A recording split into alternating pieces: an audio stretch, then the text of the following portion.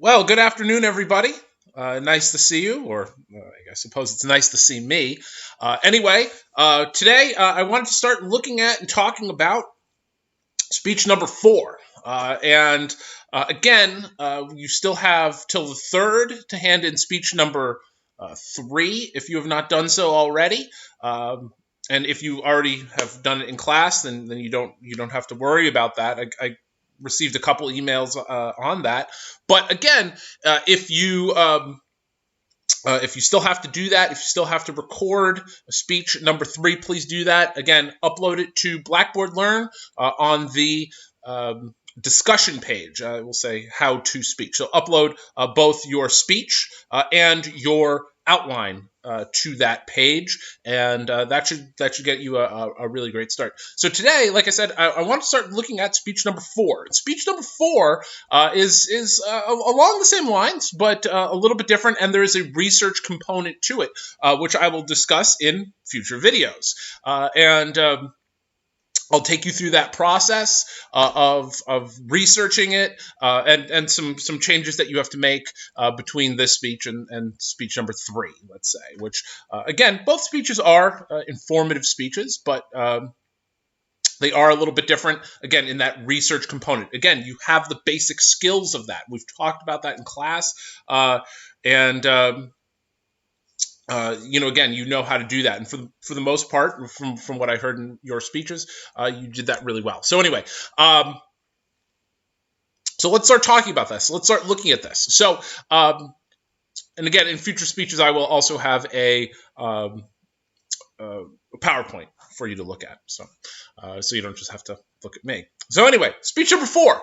Speech number 4 is entitled the Event in History speech. It's a type of informative speech. And by the way, you can read this on your syllabus, which is located in the course tools, course content page of Blackboard Learn. So please take a look at that if you want to read along. So anyway, speech number 4. Speech number 4, again, is an event in history speech. It's a type of informative speech. So in the event in history speech, you will give a 4 to 7 minute extemporaneous speech about a specific event in history. Be sure to tell the audience the important information. And once again, you're answering that who, what, when, where, why, how questions, much like we did in speech number 2. That was kind of the method to my madness there. I wanted you to start asking those questions like, well, who was there? Why did this happen? What happened? When did this happen? Things like that. So again, make sure that you include that important information within your speech. In addition, make sure that your event is specific. You have 4 to 7 minutes, once again, 4 to 7 minute extemporaneous speech. You have 4 to 7 minutes to get your point across. If your event is something that is too broad a spectrum, so the entirety of World War II, the biography of Benjamin Franklin, a recap of the Godzilla franchise, something along those lines, guess what? It's too broad information. We're not getting enough. Anytime that somebody tries to give me somebody's life story in 4 to 7 minutes, it's quite frankly not very good.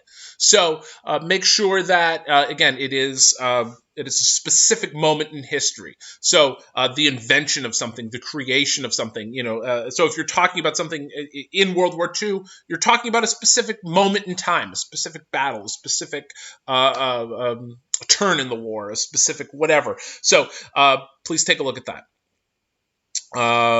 Essentially, you're telling the audience the story of the event and not just giving a timeline of events. And that's key. And I think that's a mistake that people make sometimes, is they want to give me a timeline of events. So if your speech is name, date, person, name, date, person, name, date, person, name, date, fact, or whatever. Again, you're telling me a story. Minimum of 3 credible sources must be cited within the speech. We will talk about this in future videos. And then this is new. Speeches without oral citations will greatly negatively affect your grade. See plagiarism. We'll talk about what that means, what an oral citation is. Essentially, when you tell me something that is a piece of information in your speech. Tell me where you got it. Who said that? Where do you get that information? So we'll talk about that. We'll also talk about sources, what makes the source a good source, and what makes a source a bad source. So we'll look at that as well. So keep that in mind. So again, minimum 3 credible sources must be cited within the body of the speech. Speeches without oral citations will greatly negatively affect your grade. Both a works cited page in MLA format, which we will talk about, of course, and an outline will be due at the time of the speech. Outline is same. So don't reinvent the wheel with that. We already know how to do that. If you have to make any changes to it, again, the outline is not an essay. I do not want to read an essay. I'm not reading an essay. It's a brief outline. So make sure that you do that. So anyway.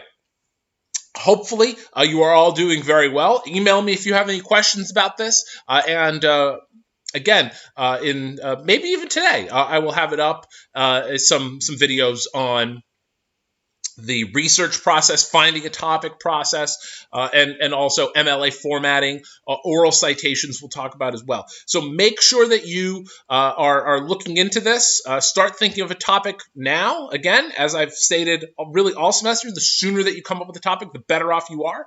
And, a couple other things with it. I would also ask, again, it's an event in history. It's a moment in history. It's this historical thing. So your topic does not have to be history book history. It does not have to be this big history topic. It can be something a little bit more pop culture. It can be something a little bit more contemporary. It could be something a little bit more fun. However you want to go about it. That's perfectly fine with me. I would say, kind of, what we are going through right now, kind of coronavirus stuff, because that changes almost by the hour, I would probably avoid that. But again, history can be really anything. History can be at any point in time. History could have happened last week, or history could have happened a million years ago. So, don't think of history as something that's necessarily old, and don't think of history as something that is necessarily important. But it doesn't necessarily have to be old. It doesn't necessarily have to be pop culture or contemporary. That is entirely up to you. So please use your best discretion. If you want to bounce any topic ideas off me, you can do that as well. I'm getting better and better at this video conferencing stuff. So maybe I'm thinking if you've ever used Zoom, we may do something along those lines with this speech in order just to talk about it. Because again, I would like to do that. And again, please stay healthy, stay safe. And when we're all through with this and we have to stop being 6 feet apart from everybody else on Earth, I'd love to see you all again. So again, please email me with any questions or concerns, and I will get back to you as soon as possible. All right. Have a wonderful day.